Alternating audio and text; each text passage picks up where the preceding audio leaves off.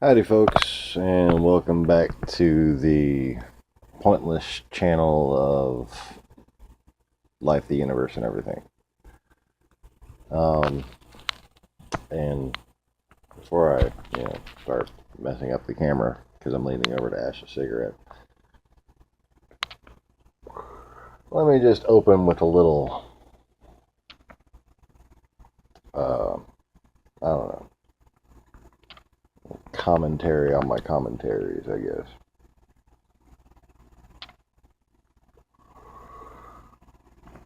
The only reason I ever brag on myself in any way, say, look, I was right about this, try to prove to you stuff, like who I am, etc. It's because I honestly believe that if people don't recognize the truth, which that is, then the whole world's kind of fucked.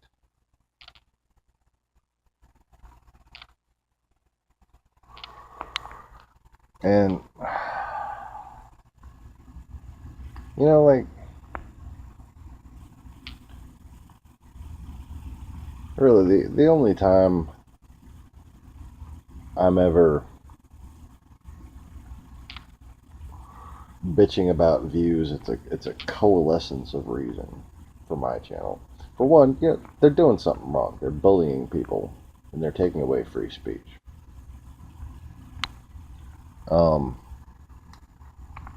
But two, I I uh I got bills to pay, and I used to think, you know, my analysis is always way ahead of everybody else's analysis. No matter what you believe about me, no matter what you think about me, you're really gonna lose an argument trying to disprove that point. Okay? If you're in denial of it, all you need to do is just research it a little. I'm always way ahead of this. Okay? Way ahead of anybody, even the best reporters out there. Okay? Which she's one of them.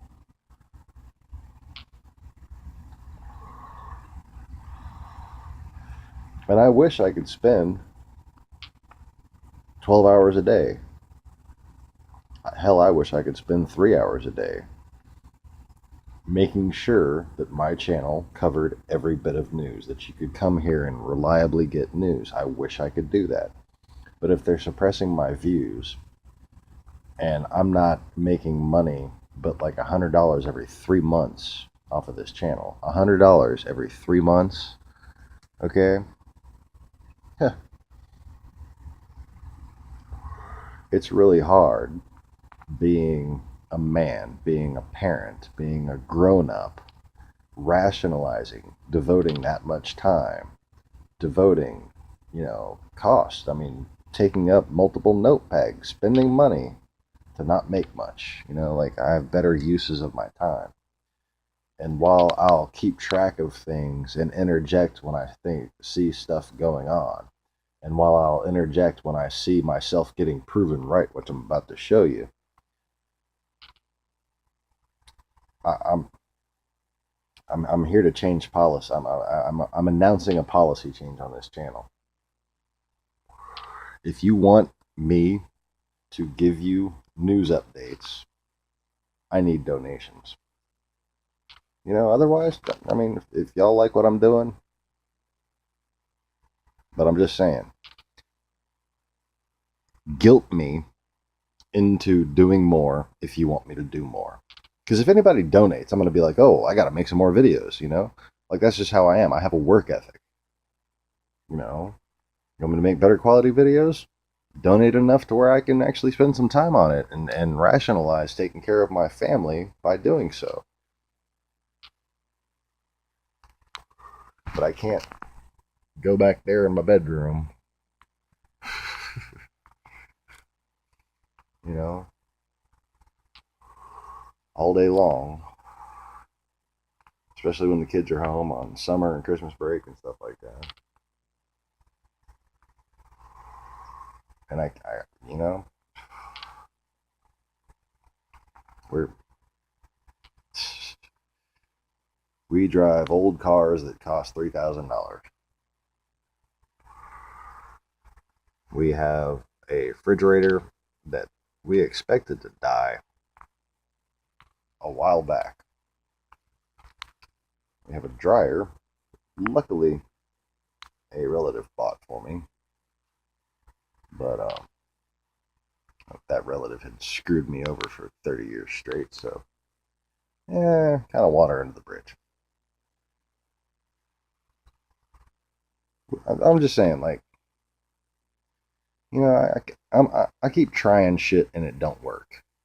Keep trying shit, don't work. Trying shit, don't work.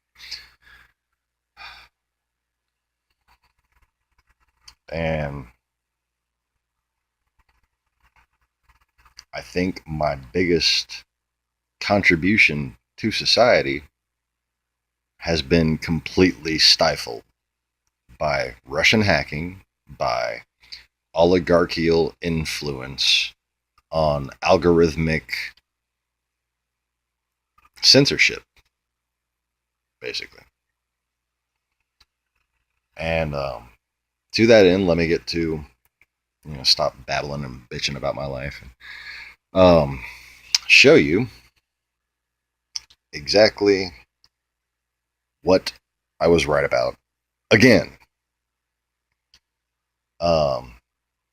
Several months ago, and several times since then, I have claimed that the reason why Donald Trump was doing campaign rallies in various places was as a bagman operation, was a money exchange, okay? He was out there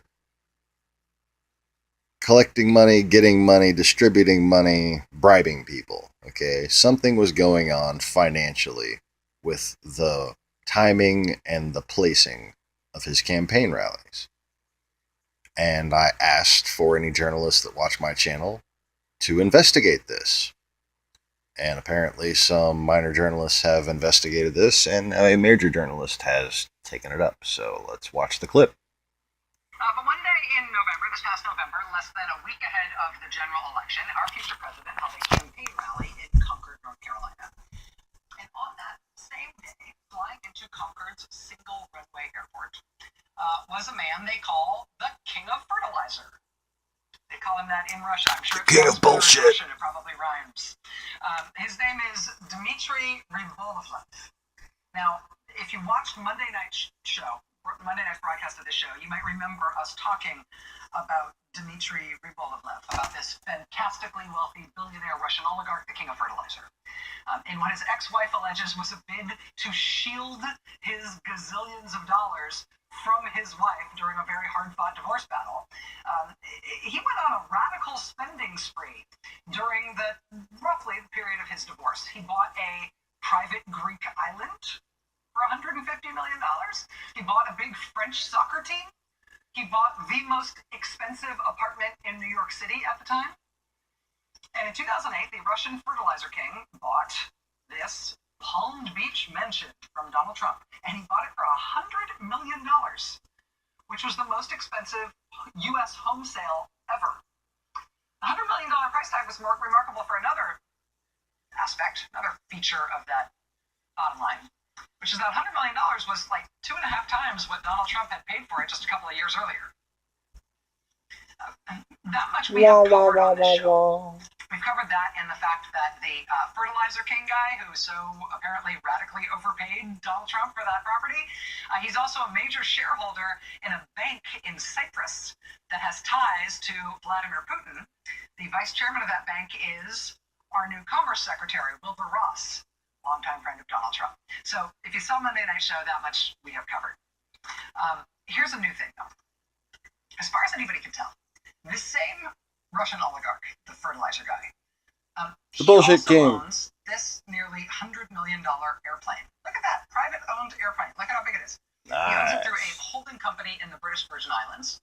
And we know from flight records that on November 3rd, so 5 days before the presidential election, his plane, the Fertilizer King, his plane showed up in Little Concord, North Carolina, in that tiny one-strip airport on the same day that Donald Trump was in Concord, North Carolina, holding a rally. The Fertilizer King's plane arrived in Concord, North Carolina from New York at around 9:30 in the morning, stayed in Concord for a few hours. Then it took off for the roughly 25-minute voyage from Concord, North Carolina to Charlotte, North Carolina, which is where we get this picture.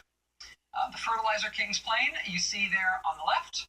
On the right, that is Donald Trump's plane. They were both spotted at Charlotte's airport that same day at the same time, November 3rd, 5 days before the election. Which is interesting, right? And it's not the only time that the Fertilizer King's plane was in the same city as Donald Trump while he was campaigning that fall. A week before, October 30th, the Fertilizer King, his plane was in Las Vegas. It was in Las Vegas the exact same day that the Republican nominee was holding his Las Vegas rally. But then, last month, the president spent the weekend of February 11th in Florida at Mar-a-Lago with the Prime Minister of Japan. Remember the whole thing about the fake situation room out on the patio with the North Korean missile launch at Mar-a-Lago? Right. Well, that Friday night of that weekend, look, here comes the Russian Fertilizer King flying into Miami from where he had been previously. This happens to have been the south of France. You know, and honestly, who knows what this means, right? It could all just be a big coinky-dink. The story has layers on top of layers. But tonight we have someone here with us who put us on to the flight number or the tail number information here, who figured out this thing about these mysterious interactions of the flight paths of these two planes. And he may be able to decode some of this mystery with us. And that special guest joins us next. Stay with us.